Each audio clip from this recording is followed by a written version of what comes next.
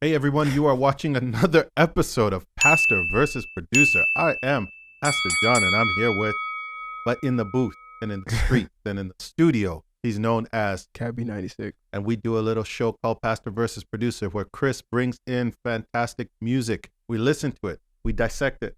We're like scientists. We dissect it. We go into it. All the levels, all the devils, everything. We take them out, man. And this show is brought to you by Black Music Canada. If you want to learn more about Black Music Canada, you can visit the website, which is blackmusiccanada.com, or any social media platform at My Black Music Canada. Chris, who do you have for us today? You have Idris Elba. Idris Elba, the actor. Yeah. Idris Elba, the actor. You be DJing though. But apparently. You know when somebody like should just okay. I haven't Did heard he start anything. rapping like early on in his career though? I feel like he did music like early. You know what? I'm gonna give him the benefit of the doubt just because of The Wire. Yeah. Just because of The Wire. I also like how he kind of somewhat narrated Jay-Z's American Gangster album. That's true. I'm not gonna lie, that was the first album that made me a Jay-Z fan. Like obviously I heard of Jay-Z, but that when I saw him perform that album live, I think it was like MTV something, Diaries or whatever. You know when they do that live thing? Yeah, actually. Okay. And I saw that performance of that album, I was like, I'm a Jay-Z fan. So shout out Idris Elba. You're making a case for him. That album. You're making a case for him. And he acted in that movie too. Yeah. Chris, making a good case for this guy, even before the music starts. Okay, fine. We're going in this with an open mind. Yeah. Let's hear what Idris has for us. Idris Elba, Knives Down.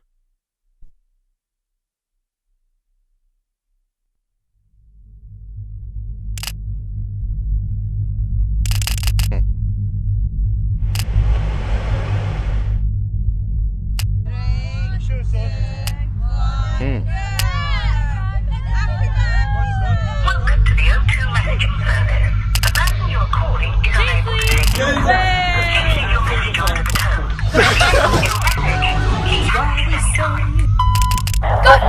Orange, no one deserves to die so young. Go through what you went through.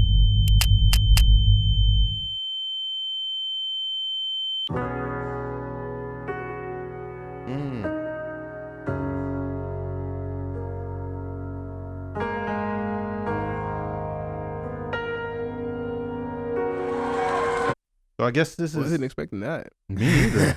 Like I usually hear like dance music from him. oh, so this is about like knife crime. Yeah. You know what's funny? I realized what was going on early on because he actually did an interview with I think it was those funny guys from the UK, Young Philly and Oh, okay. the other guy. Chunks. Yeah. Chunks. Those guys are funny, man. Yeah, Yeah. I love them. And then they had Idris Elba as a guest on their podcast. Mm-hmm. And he actually brought up the work he's doing around like knife crime. So I'm assuming this is part of it. I didn't watch the full interview, but he was talking about the work he's doing around knife crime. It's a serious. I mean, I guess UK's knife crime is like North America's gun crime. Yeah. Literally, yeah. Oh, wow. Okay, let's.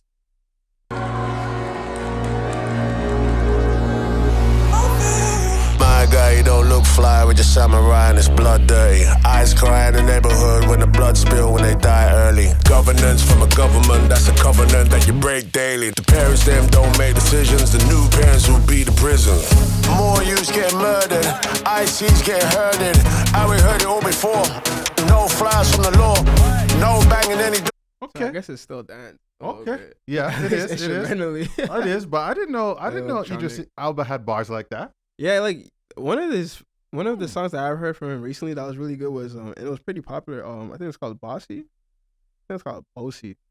I never heard it, man. Yeah, it was with artist named Stefflon Don from the UK and somebody else that was popular on there.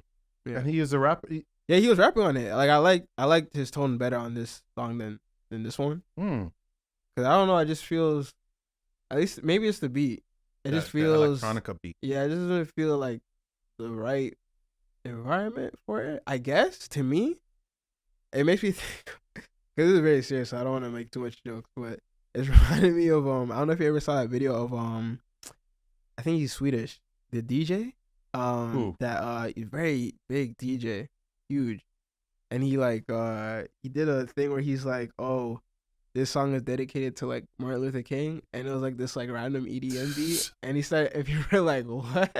You were like, I feel like Ida's gonna find the clip. I think she knows what I'm talking about. Yeah, but yeah. Dang, it's a really big DJ. I feel like you know the DJ too, but I just you know can't. me, I'm out of touch, man. You'll know him. You'll know him. He's really big. I just can't. Is it? What's that DJ who's? Say again? He has a mouse in his name. Mouse something? No, he doesn't wear the mouse, the Okay. mask or whatever. Yeah, I don't know. Blonde, long hair. Maybe our producer will You know find who out. he is. Well, Addie will figure it out. I mean, I think she knows what clip I'm talking about. This is for our producer to do the Yeah. research while we're listening to Yeah. Idris Elba. But I will give him respect. Just type in DJ Martin Luther King funny. That's all this guy. Yeah, just type that and you'll find him. I just can't remember his name. He's huge. You know him. But yeah. I give Idris respect Yeah. because he's at least bringing light to an issue Yeah. that's important. And he's doing like there's I think there's an organization behind this too. It's not just the music. Okay. I think he's like, Yes. Yeah, I think it is David Guetta. I still don't David know who Guetta? that is, man. No, that sounds Spanish. I still don't know who that is. Did you put MLK funny? Yeah. I still don't know. The DJ? Who's David Guetta? David Guetta? Maybe it is David Guetta. But I don't know what. Is he on like a rooftop?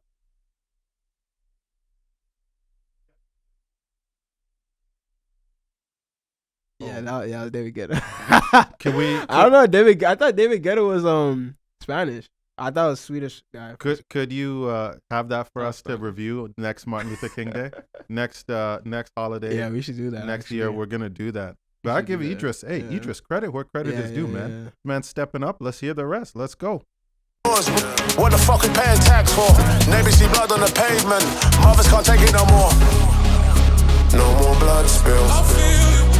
No more roadman turning roadkill. No more picnic getting plugged still. Why we waiting for the no night bill?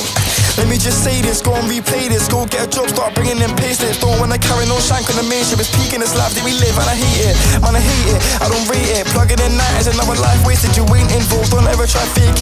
This is really interesting to me because, okay, like UK hip hop, North American hip hop, whatever. We know that, it's not all centered around violence, but like undeniably there's this, section of it that's, really, it's a heavy theme. Yeah, man. And so, to be a rapper, to kind of come out in a contrary position. Yeah, it makes me curious about what his catalog sounds like and what I haven't heard of this artist before. I think it's DB man. I haven't heard any of his music, so curious. And also like a lot of the UK artists I've heard are, what's that? There's this producer, can't remember something, the producer, and so he always has these guys, but these guys are like guys, like serious, like street guys, and so like this contradiction between like people who are like, oh, that sounds fresh, but like what they're talking about is not it, man. And it's like it's always an interesting situation because, and it's not to I'm not even trying to presume or like put it on Idris because I don't know how he operates or whatever, but like you know what I mean, like like because we all listen to this music, so we all do it. I'm just saying him because this is his song, but like those ones where it's like we do these like moments that are important and stuff like that, but then it's like as you're just going through your daily life, you know what I'm saying, like some of these artists are his friends that like do the like more violent tracks, and it's like it comes on and you're just like, you know what I'm saying, like not like consciously, but you're just like singing along, rapping along. It's like it's even like even if I like even Drake, like he'll, I think he was a part or he helped produce a documentary or he did something, I don't know, but like when people get anti-violent or whatever, or they speak on an event that might have happened or occurred and like call for like non-violence or call for peace for like and like Toronto related issues or whatever, right? But then it's like you listen to the new album and then there's lines about, you know what I'm saying? It's just like it's this contradiction. But it's like obviously it's for as far as we know, it's like entertainment, you know what I mean? But it's just also like, but you're just saying, but it's like I think it's a difficult it's line. tough, yeah. It's a difficult line to toe, especially for the kids who actually come from those environments, because it's like, because then it's like they don't necessarily always talk about it like in a way they're glorifying. It's like this literally happened. So like I'm. What else am I gonna talk about, right? Yeah. and like I think it's really important because, okay, that is your environment, 100%. But there are things outside of your environment which can also be the focus of your art. But at the same time, you speak what you know, right? And you do what you know. So, and I think hip hop has that kind of, I guess, unique quality in a sense where it's just like usually the same way it's kind of like rappers should be writing their own raps. It's kind of like you should be talking about to an extent, like, because when we find out it's not the case, then you're kind of that's ostracized or criticized, right? That's so I think true. it's similar. Maybe these days a little different with the younger generation, but I think it's like that's always been a sort of like sub theme or whatever that term is. Like it's a theme where it's like authenticity and like talking about where you're from. Right.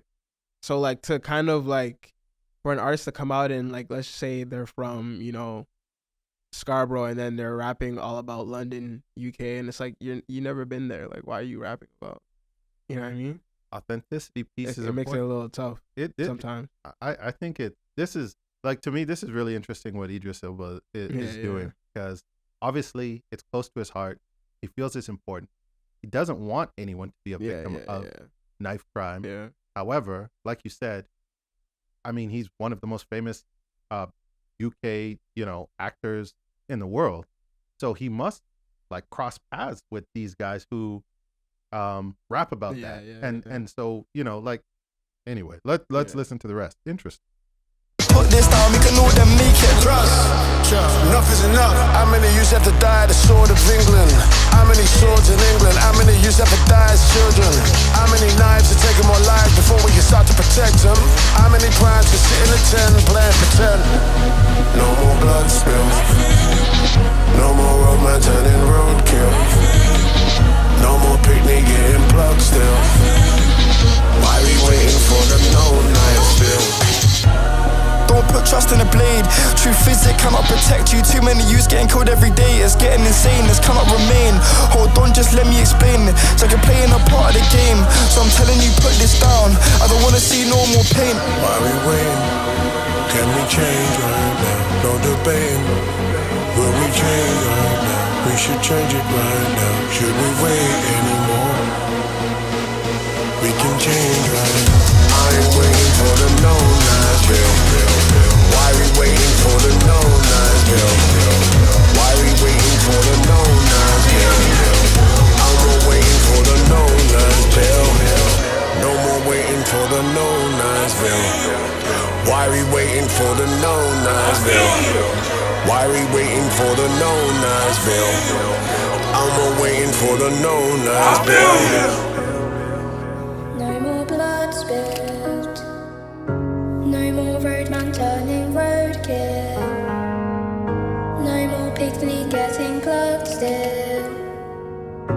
Why be waiting for the no knife spill?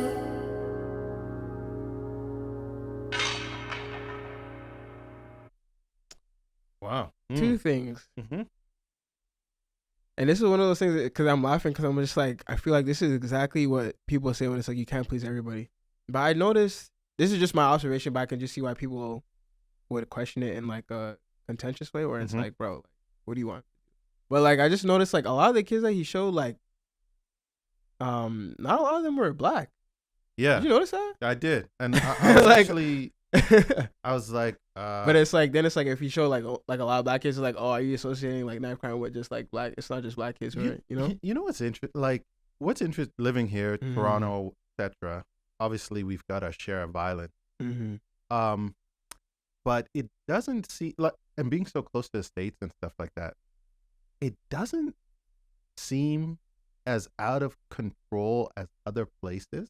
And like, I'm not gonna minimize what actually happens, but at the end of the year, when it, they're like have 60 people, and you're like, that's interesting because we have a big population in Toronto, and we have access to an unlimited supply of guns in the state, and so I don't know if there's something about Toronto. I don't know if there's something about Canada. I don't know, but it just doesn't seem to hit that fever pitch. Are the laws more stricter here? Like the access to them?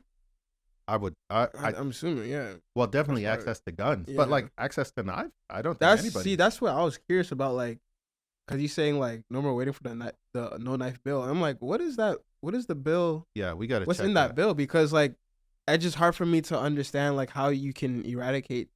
Like, I mean, I hope you can eradicate the crime, but I'm just curious, like, how do you like prevent somebody from wielding a knife? Yeah. Really? Yeah. I mean, I think it's interesting. This is interesting. Wow. Idris has started a conversation. Yeah, and I mean, yeah, I guess to me, like when I was listening to like the last part of him like just repeating the chorus over and over again, it's like I thought it was cool because it's like you don't oftentimes when you hear these like political songs or like anti whatever song for good, I feel like it's not very often there's a song where it's very like legislative focused, like where it's like this specific thing like we want, you know, it's very actionable, like, or at least like conversationally it's very actionable, like, oh, there's a bill, like let me go look into this bill. Like I don't think there's a lot of songs where it's like that are activist type songs that are like that practical or very politically practical. Like they're actually, you know, cognizant of like the legislation coming down and things like that. And that's why I kind of like it. This is interesting. Man, Idris. Okay, well, we do rate every song. Whoa. Serious Knife. Whoa. This is okay, you because I was wondering if it was just like, you know, regular, you know, kitchen type. No, there's nothing regular. I mean, about usually that. It's not kitchen knives, but you know what I mean? Like I thought they were just like knives that were kind of just omnipresent, but those seem specialty. Yeah, like those look like wow. Well, we do rate every song. I mean, honestly, I don't know how to rate a song that's. I would say, to me at least, as like someone who is not very familiar with the legislation, it's effective enough to make me go, okay, like, what is this bill? Like, I feel like there's not a lot of songs that are that effective where it's like you can actionably, you know? Yeah. Like, if anything, I feel like most songs would be like, oh, here's a link to a place you can donate or something. I don't know. But this makes you say, like, what? No, knife bill. What's this? What's going on? Yeah, you know? Something that's like politically practical, I feel like there's not too many songs like that. Idris, we're not gonna demote this song. Like there's no point. I think this is obviously a necessary song. Yeah. You know, we don't live in the UK, but we're exposed enough to and you know, all the Top Boys and things. Like we know what's going on. So man, I just give Idris kudos for taking a step. And you've been watching another episode of Pastor versus Producer. Pastor versus Producer is brought to you by Black Music Canada. You want to learn more about this wonderful organization, please visit the website, which is blackmusiccanada.com, or any social media platform at My Black Music Canada. And we always give Chris the last word. So Chris, knife crime, Idris Elba, no knives bill. What's the last word here? I was gonna say Idris Elba has that Knuckles movie coming out. He's starring as Knuckles, so is he? Look out for that, yeah. Oh man. But also, I guess also look out for the no knife bill. And well, Idris, we love you, man. That's all we can say. Shout Idris is half Ghanaian. Yeah, shout out our Ghanaian, you know, folks out in the UK doing stuff. Idris, because there's a lot of them actually. Idris, thanks for coming home, brother. Thanks for coming home. Everybody, take care, man. God bless. See you on the next episode.